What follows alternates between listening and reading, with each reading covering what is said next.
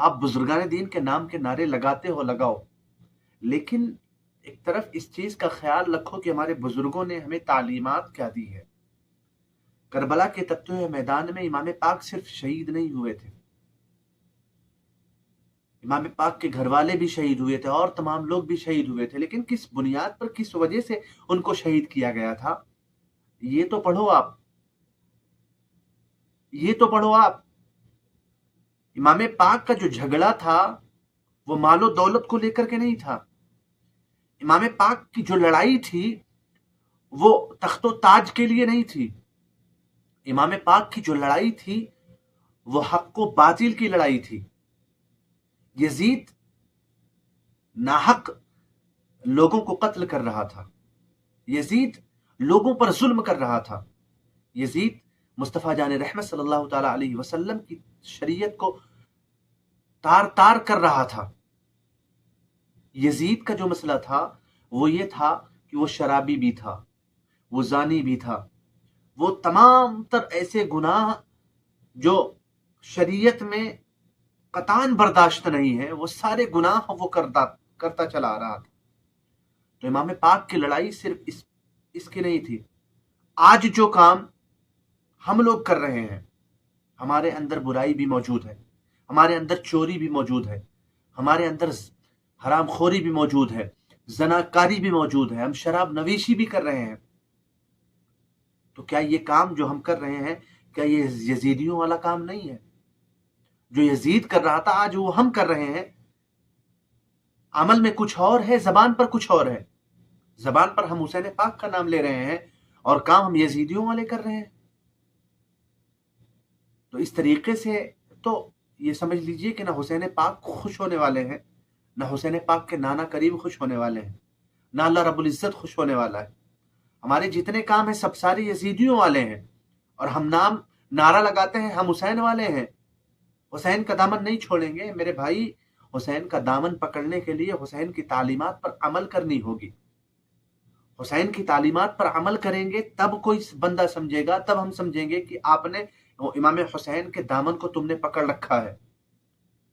لیکن جب تم کام کرو گے یزیدیوں والے، چوری کرو گے، زناکاری کرو گے، شراب نویشی کرو گے، حرام خوری کرو گے، حرام کاری کرو گے، ریاکاری کرو گے، ناحق لوگوں کو تکلیف دو گے، ناحق پڑوسیوں کو ستاؤ گے، تو یہ سارے کام تو یزیدیوں والے ہیں، حسینیوں والے کام نہیں ہیں۔ حسین پاک کا تو یہ معمول تھا، حسین پاک رضی اللہ تعالیٰ عنہ کا تو یہ کام تھا کہ حسین پاک رضی اللہ تعالیٰ عنہ کی ذات سے کوئی ناحق تکلیف نہیں ہوئی ہے کسی کو، حسین پاک کی ذات سے کسی کو کبھی تکلیف نہیں ہوئی۔ حسین پاک رضی اللہ تعالیٰ عنہ کو، اور ایک بات یہ کہ لوگ کہتے ہیں کہ حسین پاک کو تخت و تاج، مال و دولت، ان تمام چیزوں کی لالچ تھی، یہ تھا وہ تھا فلاں دھماکہ۔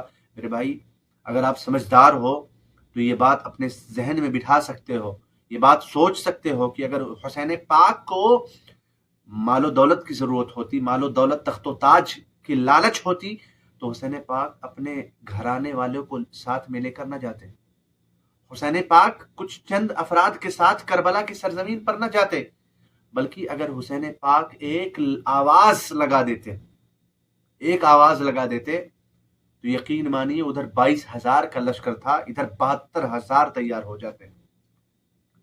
لیکن حسین پاک وہاں گئے تھے لڑنے کی نیت سے نہیں گئے تھے، بلکہ حسین پاک رضی اللہ تعالیٰ عنہ کا دوسرا مشن تھا۔ آپ نانا کریم صلی اللہ تعالیٰ علیہ وسلم کی تعلیمات کو پھیلانے کے لیے گئے تھے، کوفہ والوں نے انہیں بلایا تھا، ان کے بلانے پر آپ تشریف لے گئے کہ وہ لوگ بھٹکے نہیں، وہ لوگ رسول پاک صلی اللہ تعالیٰ علیہ وسلم کی تعلیمات سے بھٹکے نہیں، اس لیے امام پاک رضی اللہ تعالیٰ عنہ تشریف لے گئے۔ اب وہاں پر دھوکہ دیا گیا، وہاں پر آپ کو ناحق ستایا گیا، آپ کی اولادوں کو، آپ کی آل کو تکلیف پہنچائے گی، شہید کیا گیا، تو یہ ان کا رویہ تھا۔ امام پاک کا جو معاملہ تھا امام حسین رضی اللہ تعالیٰ عنہ کا، وہ نبی کے گھرانے والے تھے، نبی کے گھرانے والے تھے۔ ان کی ماں فاطمہ نے، ان کے والد ماجد نے انہیں یہ تعلیم نہیں دی تھی کہ تمہیں تخت و تاج کی لالچ کرنی ہے، تمہیں مال و دولت کی لالچ کرنی ہے، انہیں یہ تعلیم نہیں دی گئی تھی، بلکہ ان کو تو یہ تعلیم دی گئی تھی بچپن کے عالم میں، بچپنے میں، کہ کوئی مسکین، کوئی गरीब कोई भूखा उनके दरवाजे पर आ जाता था, भले ही आप रोजे की हालत में हो, लेकिन फिर भी अपनी रोटी उस गरीब, उस मिस्कीन को दे दिया करते थे। ये तालीमात थी हुसैन पाक के वालिदा माजिदा की, हजरत सैयदा फातिमा ज़हरा रज़ी अल्लाह ताला अन्हा की। तो जिनको ये तालीमात मिली हो, वो भला मालो दौलत के पीछे कैसे भाग सकते हैं। और सबसे बड़ी तालीम तो ये थी कि उन्हें हुजूर पाक साहिबुल्लाह सल्लल्लाहु ताला अलैहि वसल्लम ने परवान चढ़ाया था। हुजूर पाक साहिबुल्लाह सल्लल्लाहु ताला अलैहि वसल्लम ने तालीमात से नवाजा था। बचपने में आपको बहुत सारी तालीमात हुजूर पाक साहिबुल्लाह सल्लल्लाहु ताला अलैहि वसल्लम ने दी, तो वो भला कैसे मालो दौलत के लालची हो सकते हैं, तख्त ताज के लालची हो सकते हैं। उनका तो सिर्फ और सिर्फ एक मिशन था कि मुस्तफ़ा जान रहमत सल्लल्लाहु ताला अलैहि वसल्लम के नामूस पर कभी कोई हमला न करने पाए, नबी की तालीमात को कोई तार न करने पाए, नबी की तालीमात को पर कोई छेड़खानी न करने पाए। आपका ये मिशन था कि लोगों तक नाना करीम सल्लल्लाहु ताला अलैहि वसल्लम के दीन को पहुंचाया जाए। और हुसैन पाक रज़ी अल्लाह ताला अन्हु ने अपनी गर्दन को, अपनी पेशानी को रब के हुजूर हाजिर करके अपनी कुर्बानी पेश की और दुनिया वालों को सबक दे दिया कि जन्नत जो है, ये हसन और हुसैन जन्नत के बादशाह हैं, जन्नती नौजवानों के बादशाह हैं। मेरे नौजवानों, मेरे दोस्तों, मेरे बुजुर्गों, जितने भी लोग आप मेरी इस तकरीर को, इस बयान को सुन रहे हैं, आप अगर हुसैन वाले काम करेंगे, हुसैनी वाले काम करेंगे, सिर्फ नारेबाजी से काम नहीं चलेगा, हुसैनी वाले काम करेंगे तभी आप जन्नत में जा सकते हैं, जन्नत आपको मिलेगी। यजीदियों वाले काम करेंगे तो यजीद का तो जन्नत में कोई हिस्सा नहीं है, यजीद का जन्नत में कोई हिस्सा नहीं है, इसलिए कि जन्नत तो हसन हुसैन की है। जन्नती नौजवानों के सरदार जो हैं वो हसन हुसैन है।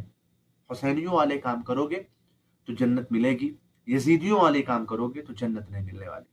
लिहाजा हमें और आपको चाहिए कि जो तालीमात हुसैन पाक रज़ी अल्लाह ताला अन्हु की है और जो तालीमात हमारे बुजुर्गान दीन की है, उन तालीमात पर हम अमल करें, अपनी ज़िंदगी उन तालीमात के एतबार से गुजारें।